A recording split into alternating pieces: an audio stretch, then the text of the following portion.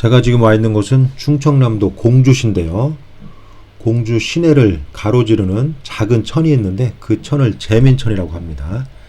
그리고 이 제민천을 사이에 두고 여러 개의 다리가 있는데 그 중에 지금 보시는 다리가 대통교입니다.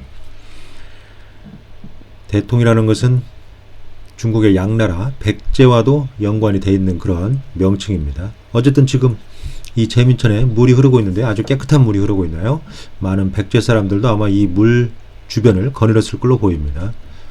낚시를 즐기는 아주 재밌는 강태공의 모습도 있는데요. 어쨌든 이 제민천에 대통교가 있고 이 대통교에서 가까운 곳에 백제의 아주 유명한 사찰이 있습니다. 백제가 475년 고구려 장수왕의 침략으로 인해서 수도가 함락되면서 당시 계로왕이 참수형을 당하게 되고 그의 아들이었던 문주가 신라 땅으로 가서 지원군 1만 명을 데리고 오지만 이미 백제의 왕도는 폐허가 된 상태였습니다. 그래서 문주왕은 한성에서 즉위한 직후에 475년 10월 달에 바로 지금의 이 공주로 천도를 하게 됩니다. 그러면서 백제의 왕도가 되는데요. 공주가 그래서 역사에 급 부상을 하게 되는 거죠. 그래서 이 공주에는 백제와 관련된 많은 유적 유물들이 오늘날까지 남아 있습니다. 백제는 약 64년 동안 이 웅진에서 나라가 지속됐죠. 문주왕, 삼군왕, 동성왕, 문용왕, 그리고 성왕이 538년 봄에 천도를 했으니까 약 64년 동안 왕조가 바로 이 공주에서 지속됐습니다. 그래서 오늘날 공주에 백제와 관련된 많은 유적 유물이 있는데 그 중에 공주 시내에 있는 유적 유물 중에 바로 백제를 대표하는 유적지가 바로 지금 보시는 이 사찰터인데 일반적으로는 대통사지로 알려져 있습니다.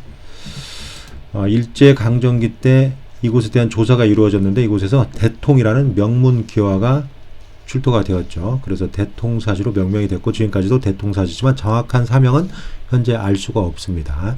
앞으로 새로운 기록이나 명문 기와편 또는 명문 자료가 나온다면 백제시대 때 창건된 그런 사찰명이 밝혀질 걸로 보입니다. 백제시대 창건된 이후 이 사찰은 통일신라 시대까지도 계속적으로 법등이 유지됐던 걸로 보이는데 그러한 유적 유물이 현재 확인이 되고 있습니다. 현재 대통교라는 백제시대의 다리가 있었던 걸로 보이는데요. 바로 그 대통교에 활용되었던 석재들입니다. 지금 이곳으로 옮겨놨는데요. 사각형 대석 위에 다시 사각형의 홈을 마련했네요. 이런 걸로 봐서 아마 견고하게 뭔가 고정시킬 사각형 대형의 석재를 올려놓을 필요성이 있었던 것 같습니다.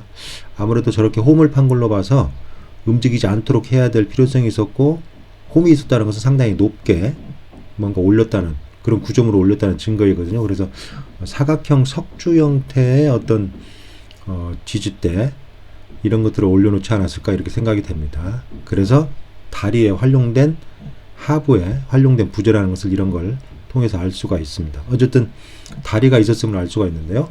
백제시대 때도 돌로 만들어진 그런 다리가 있었음을 알 수가 있습니다. 이 사찰의 삼국유사에 따르면 527년 정도의 성왕 때죠. 양나라 황제를 위해서 세운 사찰로 이렇게 알려져 있습니다.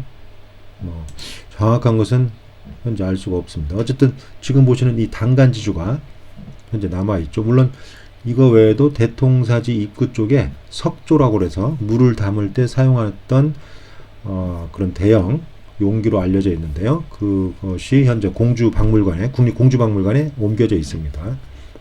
그 백제시대 때 만들어진 겁니다. 근데 이 단간지주 사찰의 입구에 세워서 당을 걸어서 사찰로 들어오는 사람들에게 어떤 경계랄지 수호 또는 그 사찰의 종파적 성격 이런 다양한 용도로 당을 걸었는데요. 그걸 세울 때 사용했던 지주입니다. 그래서 당간을 세울 때 사용하는 지주자. 그래서 당간지주라는 명칭을 가지고 있는데 이 당간지주는 일반적으로 통일신라 시대 이후부터 만들어진 걸로 추정이 되고 있습니다.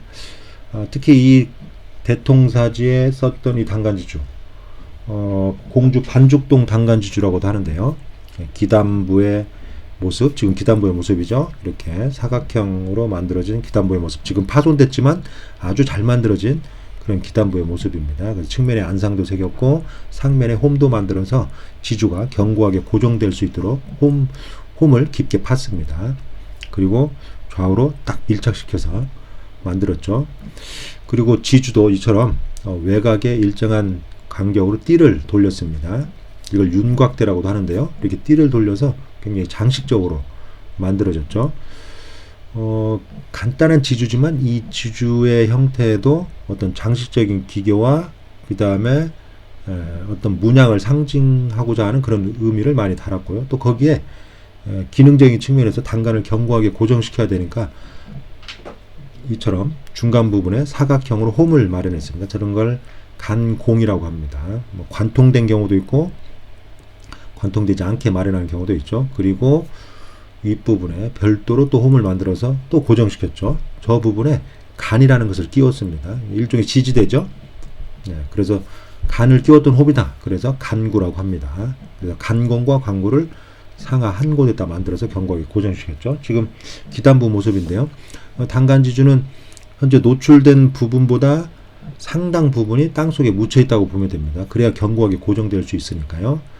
하부에 이렇게 기단부를 견고하게 마련한 경우는 많지가 않습니다. 지주 측면을 보고 있는데요. 지주 측면도 아주 잘 치석이 되었다는 걸 알 수가 있죠. 그리고 상면은 안쪽으로 가면서 이렇게 곡선형으로 굽어졌습니다. 그래서 지주를 어떤 경우는 맞붙여 놓으면 연화문을 새겨 놓은 듯한 그런 형태로 지주 외관을 치석한 경우도 있습니다. 아주 장식적으로 만들었죠.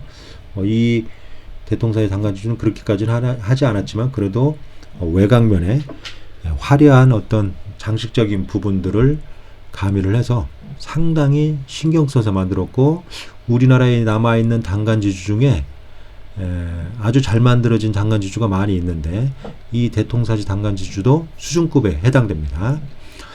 전반적인 어떤 돌을 깎아서 맞춘 수법, 결구 수법이랄지 뭐 세부적으로 이렇게 장식적인 기교를 가한 부분, 그 다음에 면을 고르게 다듬은 부분, 또 단간지주의 측면에 장식을 가했는데요. 한 가운데에 반원형의 띠를 두고 좌우에도 아주 좁게 띠를 돌렸고, 이런 어떤 여러 가지의 장식적인 치석 수법들이 통일신라 시대 때 일반적으로 제작된 단간지주의 수법을 가지고 있습니다. 그래서 이 단간지주도 통일신라 시대 때 제작되었을 걸로 보이고, 통일신라 시대 때 우리나라 석조미술이 크게 발전했던 시기, 이때 제작된 걸로 보입니다. 백제로 보기에는 여러 가지 점에서 의문점이 있죠. 그래서 대통사지가 백제 시대 때 창건됐지만 신라에 의해서 통일이 된 이후에도 대통사지가 법등이 유지가 됐고, 통일신라 시대에 들어와서 크게